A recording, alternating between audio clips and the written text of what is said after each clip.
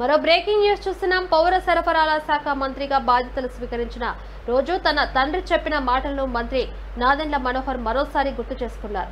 10 మందికి ఉపాధి కల్పిస్తూ గౌరవం కోసం పనిచేసే రైస్ మిల్లర్లకు తగిన ప్రాధాన్యత ఇవ్వాలి అని తన తండ్రి సూచించారని ఆయన తెలిపారు. విజయవాడలోని తాజ్ విబంతా హోటల్లో ఆంధ్రప్రదేశ్ రైస్ మిల్లర్స్ అసోసియేషన్ ప్రతినిధుల సమావేశంలో ఆయన ముఖ్య అతిథిగా పాల్గొన్నారు. జనసేన పార్టీని స్థాపించినప్పటి నుంచి ఈ సందర్భంగా ఆయన మాట్లాడుతూ తన తండ్రి సూచనలు పాటిస్తున్నారని, ఎన్నో ఆర్థిక ఇబ్బందులు ఉన్నప్పటికీ అందరినీ కలుపుకొని పనిచేస్తున్న మిల్లర్లకు అండగా ఉంటారని తెలిపారు. ఈ ఖరీఫ్ సీజన్లో రాష్ట్ర వ్యాప్తంగా 51 లక్షల మెట్రిక్ టన్నుల ధాన్యం కొనుగోలు చేయాలని లక్ష్యంగా పెట్టుకున్నట్లు మంత్రి నాదెండ్ల ప్రకటించారు.